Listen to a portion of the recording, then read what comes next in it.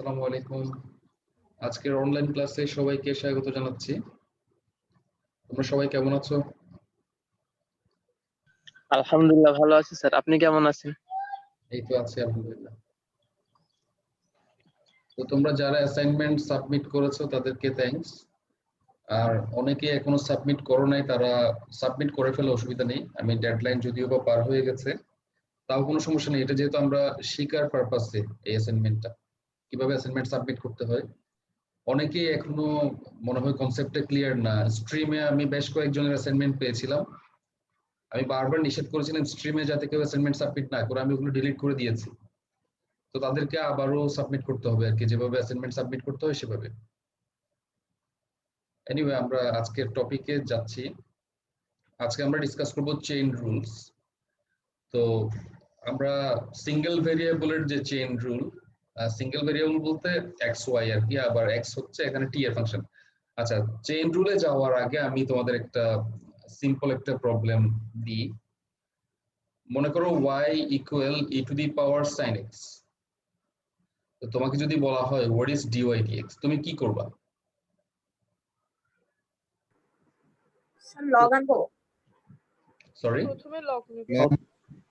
দুনো পাশে। কেন লগ নিব? লগ না নিলে সমস্যা আছে? নাই স্যার, নিম্ন করা স্যার যায়। নিলে উপরের স্যার ফাংশন প্রথমে E to the power X ধরে ডিফারেন্সিয়েট করব। চলে আসবে। স্যার প্রথমে E to the power X ধরে ডিফারেন্সিয়েট করব। Okay okay, good good. E to the power X ধরে যে বললা, আমি ওটা দিয়ে আগাই। ই টু দি পাওয়ার এক্স ধরে আমরা ফার্স্টে ডিফারেন্সিয়েট করব। তাহলে E to the power x কে করলে ই টু দি পাওয়ার এক্স, এরপরে এরপর স্যার sin x কে sin x কে আবার ডিফারেন্সিয়েট করব, তাই তো? sin x কে আবার ডিফারেন্সিয়েট করব। তো ফলে আমরা যা পাই সেটা হচ্ছে E to the power sin x then cos x। এটাই হচ্ছে আমার dy dx। তো এক্ষেত্রে আমরা কিন্তু সরি, এক্ষেত্রে আমরা একটা রুলস ইউজ করলাম। সেই রুলসটাই আসলে চেইন রুল, যদিও বা সেটা এখানে আমরা অত ইলাবোরেটলি করি নাই। তারপরেও কিন্তু আমরা অ্যাকচুয়ালি এখন যেভাবে আমরা প্রবলেমটা সলভ করলাম, সেখানে আমরা একটা রুলস অ্যাপ্লাই করলাম। দেখো, আমি যদি sin x সমান যদি আমি z ধরি, let's say z equal sin x, তাহলে এটা হয়ে যাবে ই টু দি পাওয়ার z। ওকে, তো এখন দেখো আমি লিখতে পারি, এই যে তুমি এখানে যে কাজটা করলা আর কি, তুমি অ্যাকচুয়ালি এখানে কি করলা, এখানে তুমি যে কাজটা করলা সেটা হচ্ছে ফার্স্টে এটাকে তুমি z এর সাপেক্ষে ডিফারেন্সিয়েট করলা, z এর সাপেক্ষে ডিফারেন্সিয়েট করলা, পরে তুমি z কে আবার x এর সাপেক্ষে ডিফারেন্সিয়েট করলা। এই যে রুলসটা তুমি অ্যাপ্লাই করে এটা পেলা, যেমন দেখো এই যে আমার হচ্ছে y সমান ই টু দি পাওয়ার z, তার মানে আমাকে যদি dy dx বের করতে বলা হয়, তা আমরা যে কাজটা করব, আমরা দেখব যে এটা ই টু দি পাওয়ার z, এটা কি সরাসরি x এর ফাংশন? y কি ডিরেক্টলি ফাংশন অফ x? না স্যার, না, y হচ্ছে directly function of y, function of z। তাহলে আমরা ফার্স্টে y কে এজন্য z এর সাপেক্ষে ডিফারেন্সিয়েট করব। সরি, যেহেতু y directly function of z, so আমরা ফার্স্টে y কে z এর সাপেক্ষে ডিফারেন্সিয়েট করব। দেন এবার z কার ফাংশন? x এর ফাংশন। এবার আমরা z কে x এর সাপেক্ষে ডিফারেন্সিয়েট করব। তখন আমরা কি পাই দেখো, তখন আমরা dy dz, এখান থেকে dy dz সমান পাবো আমরা ই টু দি পাওয়ার z, আর এখান থেকে dz dx, এই যে dz dx পাচ্ছি আমরা cos x। তাহলে আমি যদি z এর মানটা বসাই, তাহলে E to the power sin x cos x, তাহলে আমরা পেয়ে গেলাম। তাহলে আমরা এই রুলসটাই অ্যাপ্লাই করলাম, this is called chain rule. এটা হচ্ছে আমরা যদি কোনো একটা ফাংশন, এই যে y সমান fx হয়, যেখানে x আবার অন্য আরেকটা ভেরিয়েবলের ফাংশন, t এর ফাংশন, সেক্ষেত্রে আমরা যখন আমরা ওই t এর সাপেক্ষে যখন আমরা ডিফারেন্সিয়েট করব, তখন আমাদের এই চেইন রুলটা অ্যাপ্লাই করতে হবে। তো এরকম কিন্তু চেইন রুলে ডেরিভেটিভের সংখ্যা কিন্তু অনেকগুলো হতে পারে। এটা ডিপেন্ড করবে, ধরো ফার্স্টে y হচ্ছে x এর ফাংশন, আবার x হচ্ছে t এর ফাংশন, আবার t মনে করো p এর ফাংশন, p মনে করো q এর ফাংশন। এরকম যদি হয়, যেমন ধরো আমার যে প্রবলেমটা ছিল, আমি এটাকে চাইলে এরকম বলতে পারতাম a to the power sin root x, তখন কিন্তু এখানেই এসে চেইন রুলটা শেষ হতো না, তখন কিন্তু আরো একটা টার্ম চলে আসতো এখানে। ধরো এই যে আমি যদি এটাকে এভাবে দেখাই, ধরো আমার, আচ্ছা আমি একটু আবার নতুন করে লিখি জিনিসটা, মানে চেইন রুল এভাবে বাড়তেই থাকবে। ধরো y সমান e to the power sin x root x বা x স্কয়ার। আচ্ছা, তাহলে যদি আমার এখন x এর সাপেক্ষে ডিফারেন্সিয়েট করতে হয়, আমরা ফার্স্টে ধরবো কি, দেখো ফার্স্টে ধরবো আমরা y সমান e to the power z, তার মানে আমি z সমান কি ধরে নিলাম, আমি z সমান ধরে নিলাম sin root x। আবার আমরা ধরবো, ধরো t সমান হচ্ছে root x, তখন এটা হয়ে যাবে কিন্তু z সমান sin t। খেয়াল করো, তাহলে এখন ব্যাপারটা কি হলো, এখন ব্যাপারটা হলো y হচ্ছে x এর function, y is function of x, যেখানে x আবার ফাংশন অফ কত, t, তাই না? জি স্যার।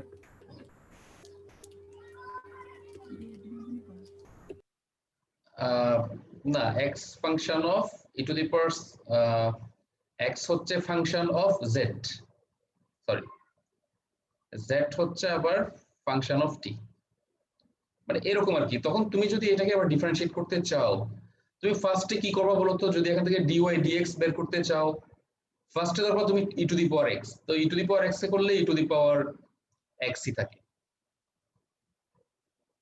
এরপরে করবো আমরা sin x, sin x কে করলে হয় cos x। এরপরে করবো আমরা root x, 1/2 root x। বুঝতে পারছো, তখন কিন্তু তিনটা জিনিস চলে আসে এখানে, এরকম তিনটা জিনিস আসবে, তিনটা ডেরিভেটিভের গুণফল হিসেবে আসবে তখন এটা। তার মানে চেইন রুলটা আসলে এভাবে, এই চেইনটা আসলে এভাবে লম্বা হবে, কারণ একটা ফাংশন যদি আরেকটা ফাংশন হয়, একটার ভিতরে যদি আরেকটা ফাংশন থাকে, এরকম চেইনটা আস্তে আস্তে এক্সপান্ড করবে আর কি। তাহলে এটাই হচ্ছে আসলে চেইন রুল। যদিও বা আমরা না জেনেও অনেক সময় আমরা এভাবে শিখছি, এটা এভাবে সরাসরি ইউজ করে ফেলি, বাট বিহাইন্ড দিস ক্যালকুলেশন এখানে একটা রুল কাজ করে, সেটা হচ্ছে আসলে চেইন। ক্লিয়ার?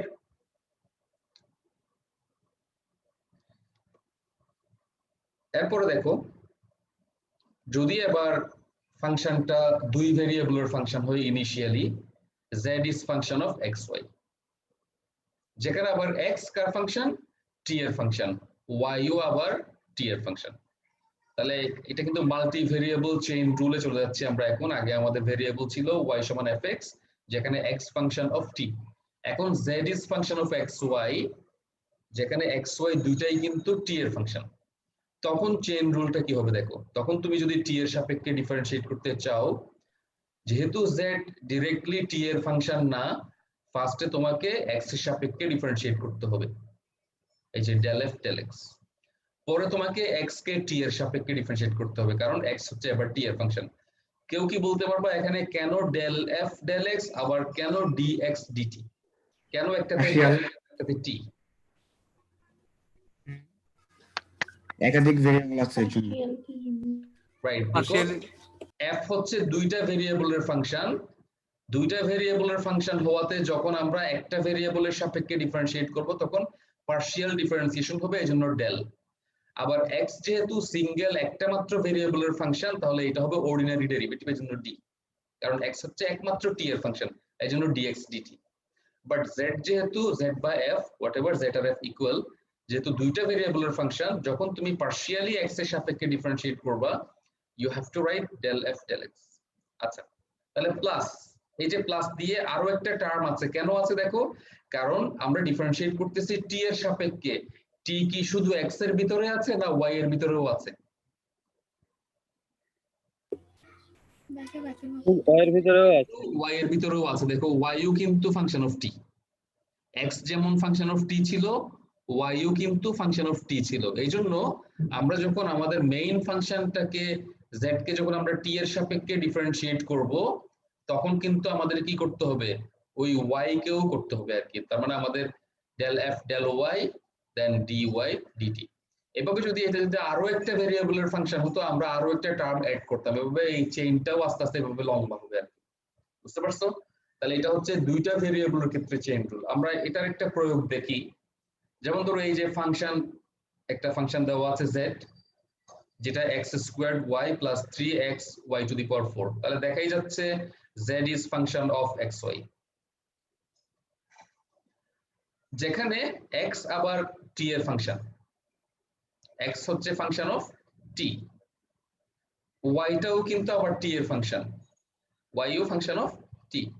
তাহলে আমাদের যদি এখন z কে যদি t এর সাপেক্ষে ডিফারেন্সিয়েট করতে হয়, আমার যদি dz dt বের করতে হয়, তাহলে আমি প্রথমে f কে বা z কে, z আর f একই জিনিস, f কে x এর সাপেক্ষে পার্শিয়ালি ডিফারেন্সিয়েট করব, তাহলে del f del x, দেন আমি x কে এবার t এর সাপেক্ষে ডিফারেন্সিয়েট করব, প্লাস যেহেতু y এর ভিতরেও t আছে, এবার আমি f কে পার্শিয়ালি y এর সাপেক্ষে ডিফারেন্সিয়েট করব, দেন এবার y এর ভিতরে যেহেতু t, তাহলে আমরা y কে t এর সাপেক্ষে ডিফারেন্সিয়েট করব। এটাই হচ্ছে আমার dz dt।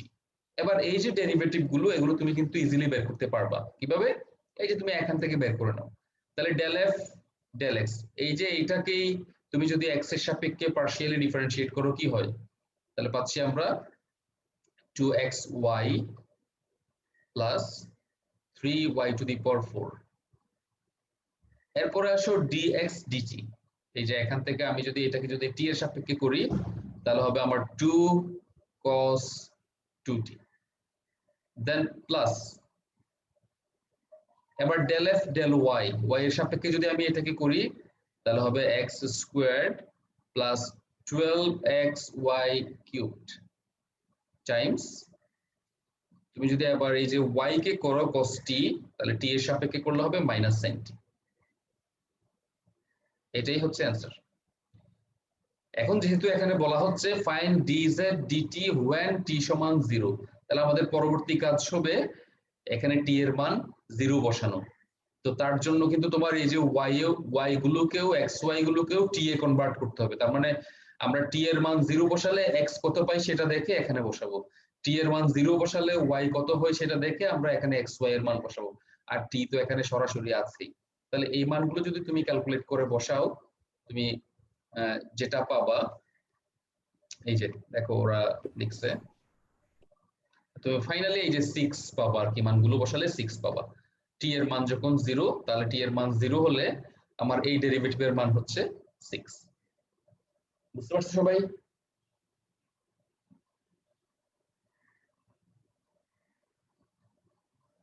ওকে, একটা অ্যাপ্লিকেশন দেখো, এখানে দ্য প্রেসার কিলোপ্যাসকেলে আছে, সেটা ভলিউম লিটারে, টেম্পারেচার হচ্ছে কেলভিনে, of a mole of an ideal gas are related by the equation this। এটা মনে হয় আমরা কেমিস্ট্রিতে একটা ফর্মুলা ছিল এরকম, PV = nRT বা এই টাইপের, যাই হোক। তাহলে এই ধরনের একটা ফর্মুলা, একটা 1 মোল আইডিয়াল গ্যাস, এই ফর্মুলা মানে, ওকে, যেখানে P হচ্ছে প্রেসার কিলোপ্যাসকেলে, V হচ্ছে ভলিউম লিটারে, আর T হচ্ছে টেম্পারেচার কেলভিনে। তাহলে এটা হচ্ছে 1 মোল আইডিয়াল গ্যাসের formula. Find the rate at which the pressure is changing when the temperature is 300 Kelvin and increasing at a rate of 0.1 Kelvin per second। তাহলে initially temperature ছিল 300 kelvin, সেটা increase হচ্ছে, তাহলে ইনক্রিজ বোঝাতে আমরা কি ইউজ করি? ইনক্রিজ, এটা এট এ রেট, রেট মানে তো টাইমের সাপেক্ষে ডেরিভেটিভ, তাহলে টেম্পারেচার যেহেতু t, তাহলে এটাই 0.1। ইনক্রিজ হলে পজিটিভ সাইন থাকে আর ডিক্রিজ হলে মাইনাস সাইন থাকে সামনে, যাই হোক। তাহলে এরপর আরো কি দেওয়া আছে?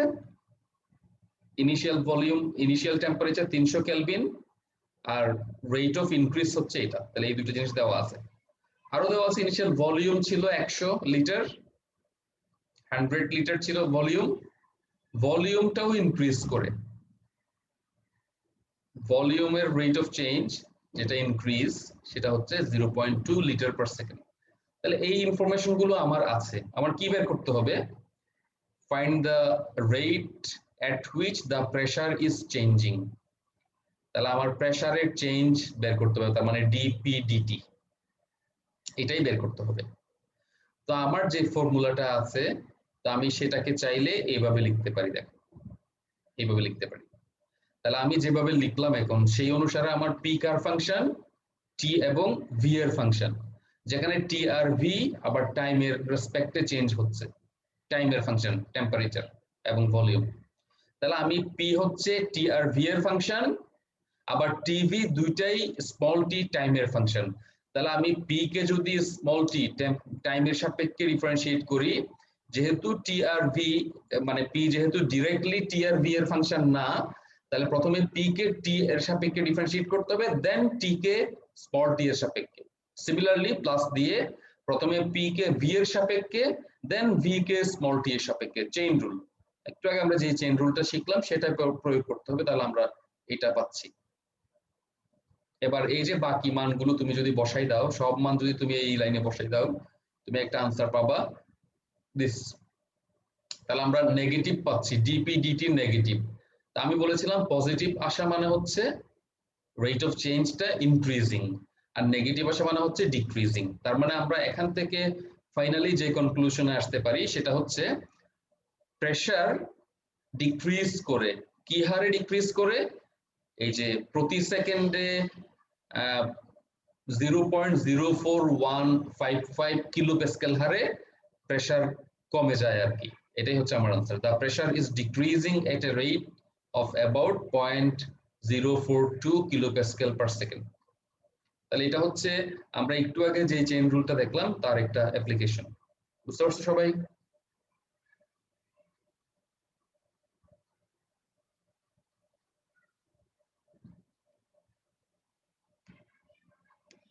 এটা দেখো, এটা হচ্ছে চেইন রুল। আগেরটা কি ছিল? আগেরটা ছিল জেড এক্স ওয়াই এর ফাংশন, যেখানে এক্স ওয়াই ছিল একটা মাত্র ভেরিয়েবল টি এর ফাংশন। এখন এক্স ওয়াই দুইটা ভেরিয়েবলের ফাংশন। দেখো এক্স হচ্ছে এস টি এর ফাংশন, ওয়াইটাও এস টি এর ফাংশন। তখন চেইন রুলটা কি হবে? তো এখন তো আমার আগে অপশন ছিল আমি জেড কে টি এর সাপেক্ষে ডিফারেন্সিয়েট করতাম, এখন কিন্তু আমার অপশন দুইটা। জেড কে আমি চাইলে এখন এস এর সাপেক্ষেও ডিফারেন্সিয়েট করতে পারবো, টি এর সাপেক্ষেও ডিফারেন্সিয়েট করতে পারবো। তখন আমার পার্শিয়াল ডেরিভেটিভে চলে যেতে হবে, ডিজেড ডিটি আর লিখতে পারবো না, del Z del S del Z del t লিখতে হবে। তাহলে ডেল জেড ডেল এস দেখো আগেরটার মতোই, আগে যেখানে ডি ছিল এখন সব জায়গাতেই ডেল, কারণ এখন প্রত্যেকটাই কিন্তু একাধিক ভেরিয়েবলের ফাংশন। তো সেক্ষেত্রে প্রত্যেকটা ক্ষেত্রে আমার কিন্তু পার্শিয়াল ডেরিভেটিভ ইউজ করতে হচ্ছে। আগে খেয়াল করো, আগে আমরা কিন্তু অর্ডিনারি ডেরিভেটিভ ইউজ করছি, পার্শিয়াল ডেরিভেটিভ ইউজ করছি। এই যে দেখো এটা অর্ডিনারি ডেরিভেটিভ, কারণ আমরা টি এর সাপেক্ষে ডিফারেন্সিয়েট করব, আমরা আর কোনো ওয়ে নাই। এই যে টি একটা মাত্র ভেরিয়েবল, এই জন্য আমরা টি এর সাপেক্ষে, ওকে একটা, এই জন্য ডি। তারপর ডেল ইউজ করছি কেন? কারণ এফ হচ্ছে দুইটা ভেরিয়েবলের ফাংশন এক্স ওয়াই, এই জন্য ডেল। আবার এক্স কে টি এর সাপেক্ষে করার ক্ষেত্রে কেন ডি ইউজ করছি? কারণ এক্স হচ্ছে শুধুমাত্র টি এর ফাংশন। তাহলে এই যে ডি আর ডেল এগুলো কিন্তু আমাদের খুব কেয়ারফুলি ইউজ করতে হবে। এটার উপর ডিপেন্ড করে আমরা বুঝবো কোনটা অর্ডিনারি কোনটা পার্শিয়াল, আর কখন অর্ডিনারি কখন পার্শিয়াল আমি তো বললামই। যদি একটা মাত্র ইন্ডিপেন্ডেন্ট ভেরিয়েবলের ফাংশন হয় সেক্ষেত্রে আমাদের অর্ডিনারি মানে ডি ইউজ করতে হবে। যদি একাধিক ইন্ডিপেন্ডেন্ট ভেরিয়েবলের ফাংশন হয় আমাদের পার্শিয়াল ডেরিভেটিভ করতে হবে, সেক্ষেত্রে আমরা ডেল ইউজ করব আর। তো দেখো তাহলে এই ক্ষেত্রে সবগুলোই হচ্ছে ডেল, কারণ এটা আসলেই পার্শিয়াল, সবগুলো পার্শিয়াল এখানে। তো আমার মনে হয় তোমরা এই প্রবলেমটা এখন বুঝতে পারবা, যে ফর্মুলাটা আমরা উপরে দেখালাম সেই অনুসারেই করা। একটু খেয়াল করো ফর্মুলাটা, তারপরে এই প্রবলেমটা দেখো। তাহলে আমাদের জেড কার ফাংশন এক্স ওয়াই এর ফাংশন, দুইটা ভেরিয়েবল এক্স ওয়াই এর ফাংশন। এক্স কার ফাংশন এস টি, দুইটা ভেরিয়েবলের ফাংশন। ওয়াই কার ফাংশন এস টি, দুইটা ভেরিয়েবলের ফাংশন। তাহলে ডেল জেড ডেল এস এবং ডেল জেড ডেল টি বের করবো। তাহলে এই যে উপরে যে দুইটা চেইন রুল লেখা আছে সেই চেইন রুল গুলোই আমরা প্রয়োগ করলাম। তাহলে চেইন রুল গুলো অ্যাপ্লাই করে আমরা যদি মান বসে আমরা আনসার পেয়ে গেলাম। যদি এগুলো কোনো নির্দিষ্ট বিন্দুতে বলতো, মানে ডেল জেড ডেল এস এর মান বের করো যখন এস এর মান 0 টি এর মান 0, তখন আমরা সেই বিন্দুগুলো বসিয়ে আনসার পেতাম আর কি। বুঝতে পারছো সবাই?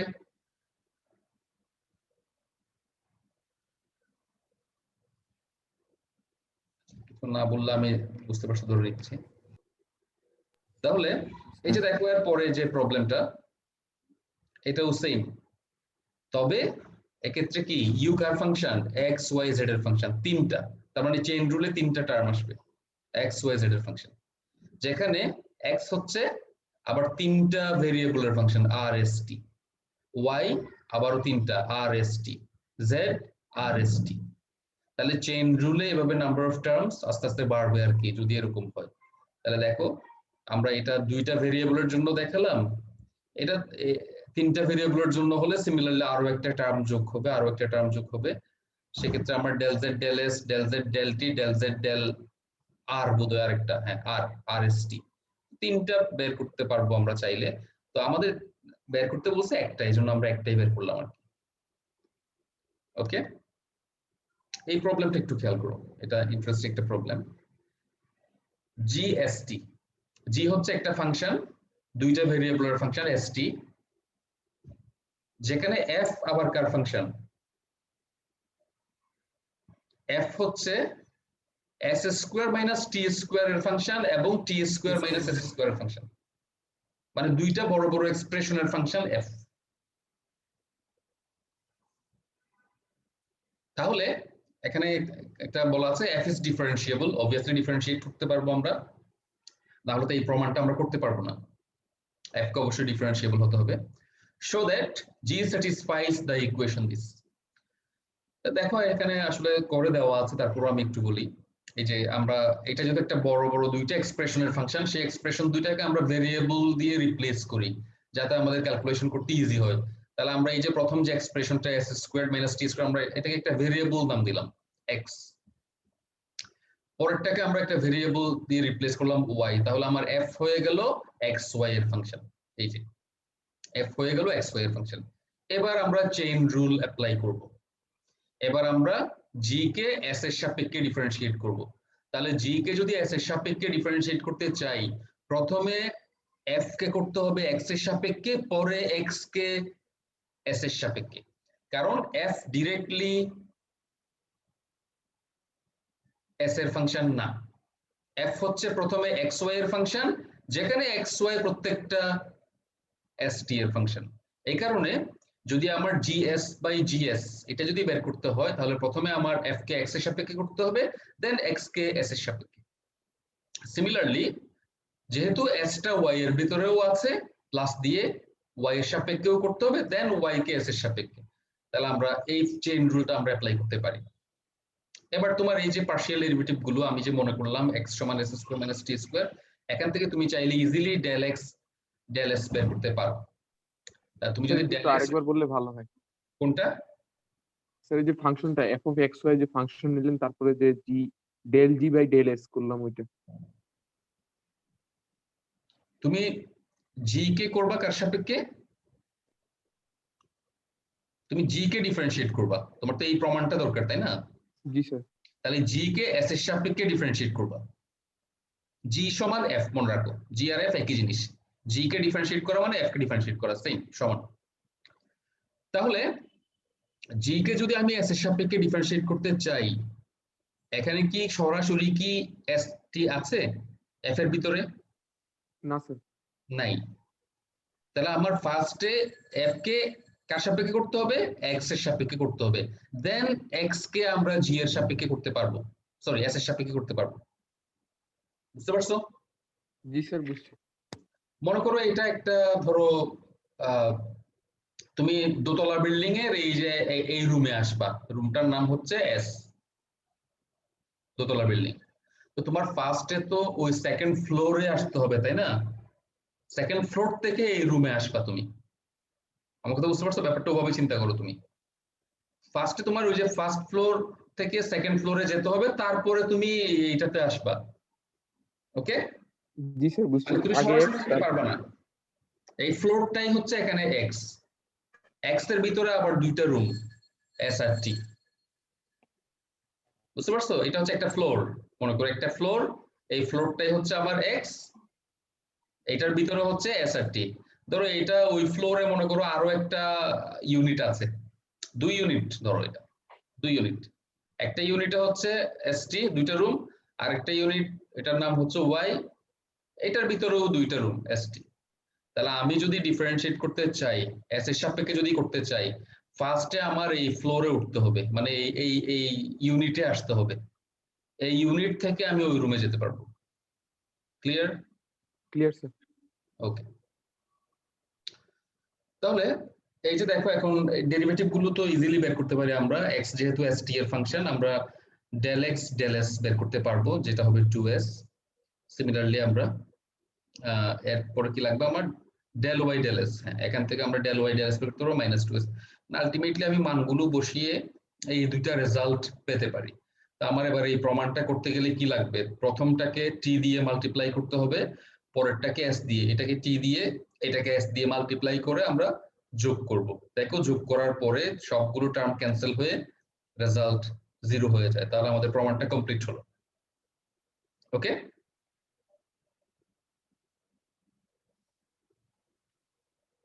তো তোমাদের একটু নিজে থেকে ক্যালকুলেশন গুলো করতে হবে বাসায়, না হলে কিন্তু ঠিকমতো বুঝতে পারবে না।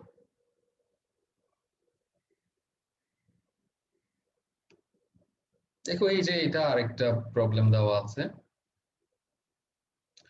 এটা ওরা যেভাবে করছে তুমি চাইলে সেভাবেও করতে পারো, অথবা আমরা একটু আগে যে এই যে বড় এক্সপ্রেশন থাকলে আমরা তাকে ছোট ফাংশন দিয়ে যে রিপ্লেস করি সেভাবেও তুমি করতে পারো। যদি আমি দেখাই, যেমন ধরো আমার সুবিধার্থে আমি এই যে ইকুয়েশনটা, এটাকে আমরা ধরে নিচ্ছি, আমরা x সমান ধরে নিচ্ছি, সরি x তো ধরা যাবে না, এখানে তো অলরেডি x আছে, তুমি অন্য কিছু ধরে নাও। যেমন ধরো পি কিউ, আমরা পি সমান ধরে নিচ্ছি, স্মল পি সমান হচ্ছে x প্লাস সিটি, আর স্মল কিউ সমান ধরে নিচ্ছি আমরা ধরো x মাইনাস সিটি। তাহলে আমার এই যে z ফাংশনটা রিডিউস হয়ে কি হয়ে যাবে, z হয়ে যাবে f of p plus phi of q, এরকম ছোট হয়ে যাবে। তো আমার কি লাগবে এখন, দেখো এই প্রমাণের জন্য আমার লাগবে z কে t এর সাপেক্ষে 2 বার, z কে x এর সাপেক্ষে 2 বার। তো দেখো z প্রথমে কি t আর x এর ফাংশন না, z হচ্ছে প্রথমে p আর q এর ফাংশন, যেখানে p q দুইটাই x আর t এর ফাংশন। তাহলে আমি যদি এখন z কে যদি t এর সাপেক্ষে ডিফারেন্সিয়েট করতে চাই, তাহলে del z del t। কেন del ইউজ করলাম, কারণ আমার এখানে দুইটা অপশন, একটা t আর একটা x, এই জন্য del ইউজ করলাম আমরা, সমান। তাহলে ফার্স্ট আমার f কে p এর সাপেক্ষে করতে হবে, কারণ f হচ্ছে প্রথমত p এর ফাংশন, যেখানে p আবার xt এর ফাংশন। তাহলে আমি f কে যখন ডিফারেন্সিয়েট করব p এর সাপেক্ষে, আমি কি অর্ডিনারি ডিফারেন্সিয়েট করব না পার্শিয়াল? স্যার পার্শিয়াল করব। পার্শিয়াল করব স্যার। কেন পার্শিয়াল করব? f কি কারণ স্যার একাধিক p ভেরিয়েবলের x function? Sir ordinary ordinary differentiation হবে, কারণ f তো মাত্র p এর ফাংশন, একটা ভেরিয়েবলের ফাংশন। তো তুমি যদি f কে যদি p এর সাপেক্ষে করো, মনে করো y is function of x, তুমি যদি f কে x এর সাপেক্ষে করো, f প্রাইম x লিখবা না, বা df dx লিখবা না, নাকি del লিখবে তুমি এখানে? d লিখবো আমরা, কারণ মাত্র একটা ভেরিয়েবলের ফাংশন। একাধিক ইন্ডিপেন্ডেন্ট ভেরিয়েবল হলে পার্শিয়াল ডিফারেন্সিয়েশন, যদি একটা ইন্ডিপেন্ডেন্ট ভেরিয়েবল হয় অর্ডিনারি ডিফারেন্সিয়েশন, তাহলে এখানে হবে অর্ডিনারি। তাহলে আমরা লিখতে পারি df dp। আবার p কে কার সাপেক্ষে করতে হবে, t এর সাপেক্ষে। এখন হবে del, কেন বলতে পারবা কেউ, কেন del p del t? দুইটা ভেরিয়েবল। কারণ স্যার p এর মধ্যে x আর t ভেরিয়েবল আছে। p হচ্ছে দুইটা ভেরিয়েবলের ফাংশন, x আর t, t এই কারণে। তাহলে কোথায় del কোথায় d, এই জিনিসটা তোমার ক্লিয়ারলি বুঝতে হবে। প্লাস আমাদের টার্গেট হচ্ছে ফাই কে t এর সাপেক্ষে ডিফারেন্সিয়েট করা, তার জন্য আমার আগে ওই কিউ তে যেতে হবে, কিউ এর ভিতরে t আছে, এজন্য ফাই কে ফার্স্টে কিউ এর সাপেক্ষে করতে হবে। তাহলে d phi dt, sorry dq, এখন হবে অর্ডিনারি। আবার যখন আমি কিউ কে করব তখন হবে পার্শিয়াল। তাহলে আমি যদি আবার মানগুলো বসাই, তুমি df dp কে চাইলে এই যে প্রাইম আকারে লিখতে পারো, একই কথা। যদি একটা ভেরিয়েবলের ফাংশন হয় এবং সেই ভেরিয়েবলের সাপেক্ষে ডিফারেন্সিয়েট করি, তখন তাকে প্রাইম আকারে লেখা যায়। তাহলে আমি চাইলে এটাকে f প্রাইম p আকারে লিখতে পারবো। এবার del p del t, এখান থেকে আসো del p del t কত, পার্শিয়ালি ডিফারেন্সিয়েট করলে del p del t, t এর সাপেক্ষে যদি পার্শিয়ালি করি c হবে শুধু। এটাকে আমরা প্রাইম আকারে লিখতে পারবো ডেল কিউ ডেল টি, দ্বিতীয়টা থেকে ডেল কিউ ডেল টি, টি এর সাপেক্ষে যদি করি মাইনাস সি হবে। তাহলে আমরা পেয়ে গেলাম এফ, আমি সি কে সামনে লিখলাম সি এফ প্রাইম, আচ্ছা আমি সংক্ষেপে লিখে দিচ্ছি মাইনাস সি ফাই প্রাইম। এটাই আমরা পেলাম একবার ডিফারেন্সিয়েট করে।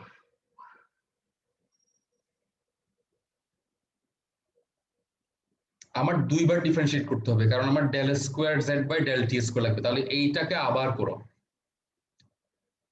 তাহলে আবার যদি করি del square Z by del t square, তাহলে এটাকে যদি করি আমরা সি কনস্ট্যান্ট, এফ প্রাইম কে যদি করি এফ ডাবল প্রাইম, দেন আবার ডেল পি ডেল টি। কারণ এফ ডাবল প্রাইম মানে আমি পি এর সাপেক্ষে করলাম, আবার পি কে টি এর সাপেক্ষে করতে হবে, minus c constant phi double prime, phi double prime মানে আমি কিউ এর সাপেক্ষে করলাম, তাহলে কিউ কে আবার টি এর সাপেক্ষে করতে হবে। তাহলে আমি যদি মানগুলো বসাই, এটার মান আমরা জানি সি, তাহলে c square f double prime, এটার মান হচ্ছে মাইনাস সি, তাহলে প্লাস সি হয়ে যাবে, প্লাস সি স্কোয়ার হয়ে যাবে ফাই ডাবল প্রাইম। বুঝতে পারছো সবাই? এটা সেকেন্ড টাইম ডিফারেন্সিয়েট করাটা বুঝছো? স্যার এখানে ডাবল প্রাইম বা প্রাইম দেওয়ার পরে আমরা চলকটা দিচ্ছি না, ওই যে এফ প্রাইম টি এর পরে শুধু না দাও না, অসুবিধা নেই, তুমি দাও, দিতে পারো। আমি তো বললাম আমি একটু সংক্ষেপে করে দিচ্ছি, দাও তুমি দিতে পারো। তুমি এফ প্রাইম অফ হোয়াট এটা লিখবা তুমি, এটা আমি আমার সুবিধার্থে আমি বারবার লিখার ঝামেলাটা অ্যাভয়েড করার জন্য এটা লিখলাম। আচ্ছা স্যার। একইভাবে আমরা এবার কি করব, এটা তো আমরা টি এর সাপেক্ষে করলাম, একইভাবে তাহলে আমরা এই লেফট হ্যান্ড সাইডটা বের করলাম, রাইট হ্যান্ড সাইডে যে ডেরিভেটিভটা এক্স এর সাপেক্ষে সেটাতে যাব আমরা এবার। তাহলে এক্স এর সাপেক্ষে যদি আমি করি, আমি এখানে দেখাই, তাহলে এবার আমরা করব del Z del x. X এর সাপেক্ষে যদি করি তাহলে হবে ফার্স্টে তুমি এটাকে পি এর সাপেক্ষে করবা, তাহলে এফ প্রাইম, দেন পি কে এবার এক্স এর সাপেক্ষে del P del x plus phi prime, then Q কে আবার এক্স এর সাপেক্ষে। মানগুলো বসাই দাও, ডেল পি ডেল এক্স মানে কত বলো তো এখান থেকে? ডেল পি ডেল এক্স 1, তাহলে F prime into 1, del Q del X 1 তাও 1, তাহলে F prime plus phi prime. যদি আমি দুইবার করি del square Z by del x square, তাহলে হবে F double prime del P del x plus phi double prime del Q del X. আগের মতো এগুলোর মান যেহেতু 1, F double prime plus phi double প্রাইমই থাকবে। এখন দেখো আমার এই প্রমাণটা করার জন্য কি লাগবে, বলা হচ্ছে লেফট হ্যান্ড সাইড সমান সি স্কোয়ার ইনটু দিস। তাহলে লেফট হ্যান্ড সাইডে তো আমি এটা পেলাম, দেখো তো এখন রাইট হ্যান্ড সাইডের ডেরিভেটিভটাকে যদি সি স্কোয়ার দিয়ে গুণ করি এটার সাথে মিলে যায় কিনা? জি স্যার মিলে যায়। মিলে যাচ্ছে, তার মানে আমাদের প্রমাণটা কমপ্লিট হয়ে গেল। বুঝতে পারছো? এবার তুমি এদেরটাও আমার মনে হয় বুঝতে পারবে। এই যে দেখো ওরা যেভাবে করলো আর কি, ডেল জেড ডেল এক্স, ফার্স্টে দেখো প্রাইম দিছে, দেখছো? তার মানে ফার্স্ট ওরা এই পুরাটাকে একটা ভেরিয়েবল মনে করে, মানে এই ডেরিভেটিভটা কার সাপেক্ষে? এক্স প্লাস সিটি এর সাপেক্ষে, পুরোটার সাপেক্ষে। এটা আমার মতো পি কিউ না ধরে সরাসরি করে ফেললো আর কি, পুরো ভেরিয়েবলের সাপেক্ষে, মানে পুরো এই যে এক্স প্লাস সিটি এই এক্সপ্রেশনের সাপেক্ষে ডেরিভেটিভ এটা, আবার তাকে করলো এক্স এর সাপেক্ষে, এই যে এক্স প্লাস সিটি কে করলো এখন এক্স এর সাপেক্ষে। একইভাবে দ্বিতীয়টা, আমার মনে হয় তোমরা এখন এটাও বুঝতে পারবে আর কি।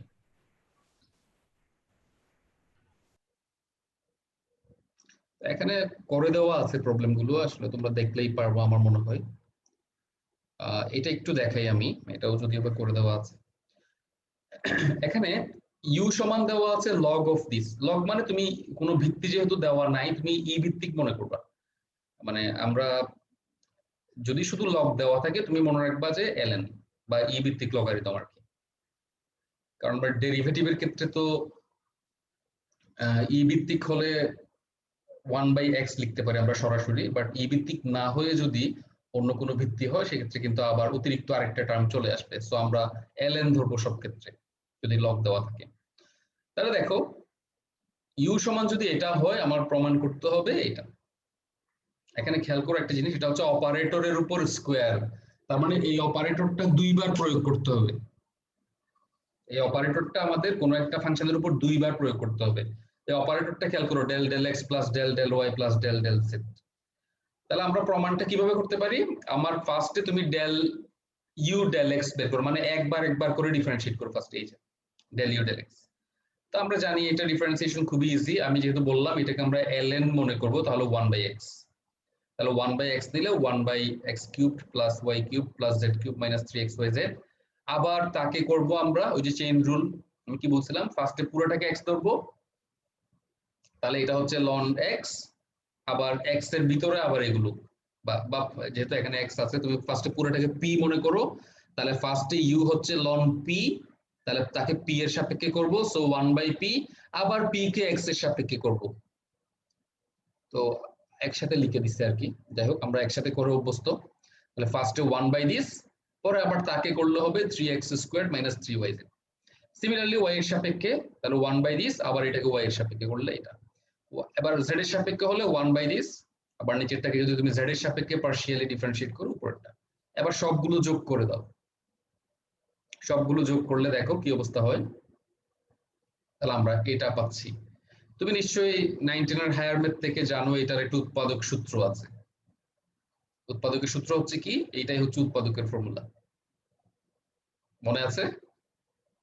x cubed plus y cubed plus z cubed minus 3xyz।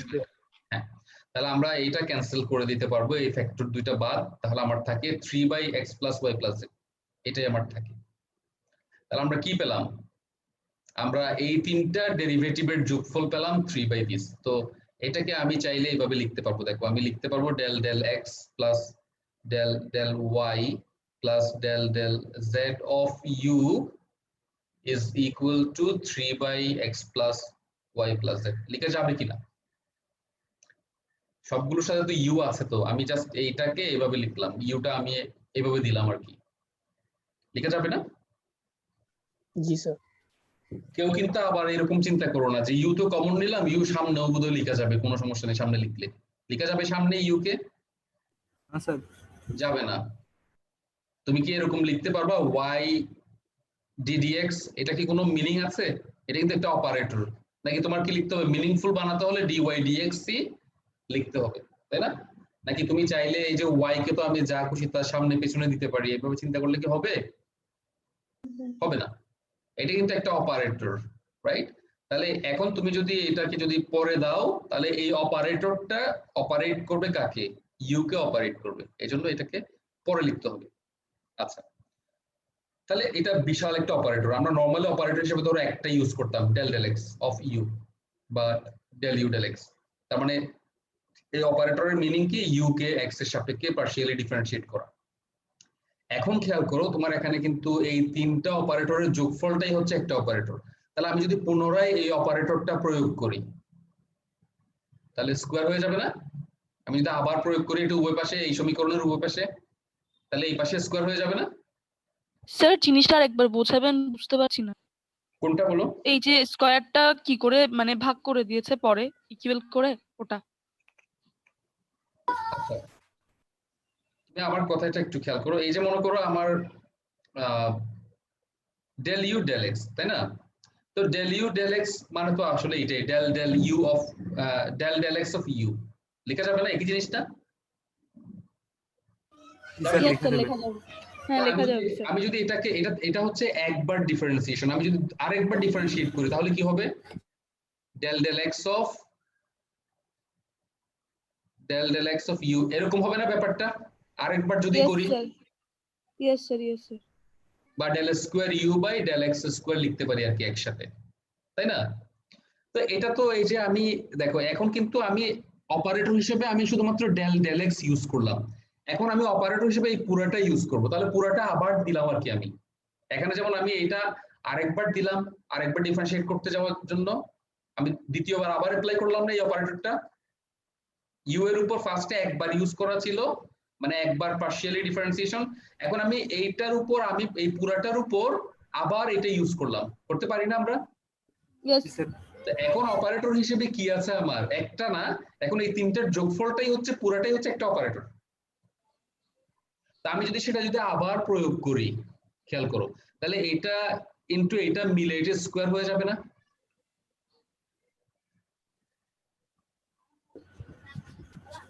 জি স্যার আমার কথা বুঝো নাই? এই যে মনে করি দুইবার করা হয়েছে এখানে জি স্যার এই দুটো ডেল ডেল এক্স মিলে কি হয়ে যায়? ডেল স্কয়ার ডেল এক্স হয়ে যায়। স্কয়ার হয়ে যায় না? জি স্যার স্যার তিনটা যোগ করে যেটা আসবে ওটার মানে মানটা কি হবে, লিখবো ওটাকে? না, এটার তো কোনো ওটা মান নাই, start- এটার কোনো মান নাই, হ্যাঁ। এটা তো অপারেটর। এটা যদি অপারেট করে কারো উপর দেন মান হবে। এখন এই তিনটা যদি ইউ এর তাই উপর স্যার operate স্কোয়ার্ড করে, হয়ে যাচ্ছে। হ্যাঁ তাহলে স্কয়ার হবে কিনা? Sir yes it is. এই পাশেও দিলাম, কারণ আমার তো অপারেটরটা এই পাশে দিলে ওই পাশেও দিতে হবে। তুমি যখন ডিফারেন্সিয়েট করবা, তুমি যখন বলবা যে পার্শিয়ালি ডিফারেন্সিয়েট করে পাই, শুধু কি এক পাশে করি আমরা না উভয় পাশে করি? পাশেই করছি, হ্যাঁ। উভয় পাশে করতে হবে, তাহলে এই জন্য এই পাশেও আমরা দিলাম। ওকে, তাহলে এই যে লাইনটা আমি পেলাম, এইটার উভয় পাশে আমি আবার এই অপারেটরটা নিয়ে আসলাম, del del x plus del del Y plus del del. তাহলে এবারে এটা সমান কি জানি আমরা? এটা তো আমাদের জানা আছে অলরেডি, এই যে 3/x plus Y plus Z. এটা আসলে ইকুয়াল চিহ্ন না, এটার মানই বসানো হচ্ছে আর কি। তাহলে এবার যদি তুমি যদি এই অপারেটরটা যদি এটার উপর প্রয়োগ করো, কি পাও? ফার্স্টে তোমার কি করতে হবে? ডেল অফ দিস ডিভাইড মানে del del x of this, এটা সমান হচ্ছে del del x of 3/x plus Y plus z plus del del y of 3/x plus Y plus z plus del del z of 3/x plus Y plus z. বুঝতে পারছো এখন? এটা সমান এই তিনটার যোগফল, মানে ডেল ডেল এক্স অফ এটা, যেমন এই যে আমি ইউ কে এখানে লিখলাম না এভাবে, এটা আসলে কি ছিল? এটা ছিল আসলে এটাই del u del x plus del u del b, sorry del u del Y plus del u del z ছিল, এই জন্য আমরা তাকে এইভাবে লিখছি। এখন আমি ডিস্ট্রিবিউট করে দিয়ে দিচ্ছি আর কি, ইউ কে আবার সবগুলোর সাথে দিয়ে দিলাম। এই যে আমার ইউ হচ্ছে এখন এই পুরোটাই, এটা আমি সবার সাথে দিয়ে দিতে পারি না? এখন তুমি এটার মানে কি? এটার মানে হচ্ছে এক্স এর সাপেক্ষে পার্শিয়ালি ডিফারেন্সিয়েশন কার? 3/x plus Y plus Z এর। তাহলে 3/x plus Y plus Z কে যদি তুমি এক্স এর সাপেক্ষে পার্শিয়ালি ডিফারেন্সিয়েট করো, কি হবে? এটা হবে। সিমিলারলি এটাকে যদি তুমি ওয়াই এর সাপেক্ষে পার্শিয়ালি ডিফারেন্সিয়েট করো, এটা হবে। জেড এর সাপেক্ষে করলে এটা হবে। লাস্টে তিনটা যোগফল এটা হবে। বুঝতে পারছো?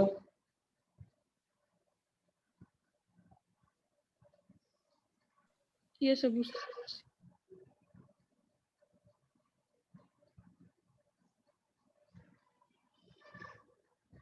তো এখানে আরো বেশ কিছু প্রবলেম দেওয়া আছে, তোমরা এগুলো নিজেরা একটু প্র্যাকটিস করবা। এই যে চেইন রুলের প্রয়োগ সম্পর্কিত বিভিন্ন প্রবলেম দেওয়া আছে। আচ্ছা, আমি এখন যে প্রবলেমটা বললাম এটার উপর বেস করে আমি তোমাদের একটা হোমওয়ার্ক দিই, তোমরা বাসায় তাহলে কিউব হলে কি হবে সেটা একটু বের করবা। কিউব হলে কি হবে এটা তোমরা বের করবা। Del del x plus del del Y plus del del z cubed, u সমান কত? তার মানে কি হবে? তার মানে এই যে এখন আমরা যে অ্যান্সারটা পেলাম তার উভয় পাশে আবার এই অপারেটরটা প্রয়োগ করতে হবে।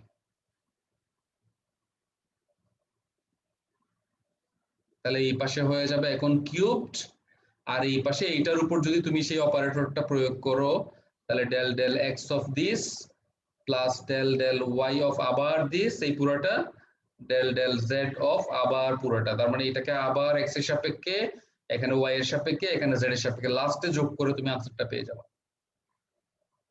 বুঝতে পারছো? এটা তোমরা বাসায় করবা।